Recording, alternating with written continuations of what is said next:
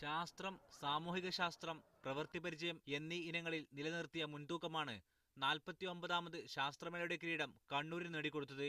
ആദ്യ മത്സര വിഭാഗം മുതൽ കണ്ണൂർ മുൻതൂക്കം നിലനിർത്തിയ മേളയിൽ കഴിഞ്ഞ വർഷത്തെ ചാമ്പ്യന്മാരായ കോഴിക്കോടിന് 2ാം സ്ഥാനം കൊണ്ട് തൃപ്തിപ്പെടേണ്ടി വന്നു.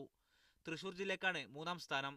പ്രധാന പട്ടികയിൽ ഇടം കിട്ടാതെ പോയെങ്കിലും IT മേളയിലെ പ്രകടനത്തിലൂടെ ഏവരുടെയും പ്രശംസ മലപ്പുറം ജില്ല നേടിയെടുത്തു. അവസാന നിമിഷം വരെയും വാശിയേറിയ പോരാട്ടത്തിലൂടെയാണ് മേള കടന്നുപോയത്. ഏറ്റവും ചിലവ് കുറഞ്ഞ രീതിയിൽ അവതരിപ്പിക്കപ്പെട്ട സോളാർ കാറായിരുന്നു മേളയുടെ അവസാന നിമിഷങ്ങളിലെ താരം.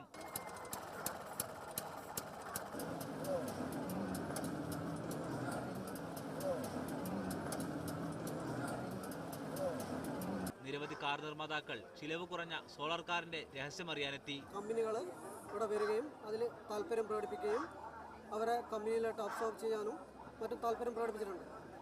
ഇത് അവരെ കഠിനാധ്വാനം കൊണ്ട് മാത്രമാണ് അവർ ഈ ഒരു സോളാർ കാർ ഉണ്ടാക്കിയത്. അവരെ തന്നെ താല്പര്യമാണ് കൂടുതലും ഇതിൽ പ്രകടനം. ഞങ്ങൾ ചെറിയൊരു സഹായം മാത്രമേ അവർക്ക് ചെയ്തിട്ടുള്ളൂ. 5 ദിവസം നീണ്ടുനിന്ന സ്കൂൾ ശാസ്ത്രമേള വൈവിധ്യമാർന്ന ഒട്ടനവധി കാഴ്ചകളാണ് കാണികൾക്ക് സമ്മാനിച്ചത്. കുഞ്ഞു മനസ്സുകളിലെ ഭാവനകൾ നാളെ ലോകത്തിന്റെ ദിശ നിയന്ത്രിച്ചേക്കുമെന്ന തിരിച്ചറിവും മേള പകർന്നു നൽകി. മീഡിയ 1 കൊല്ലം.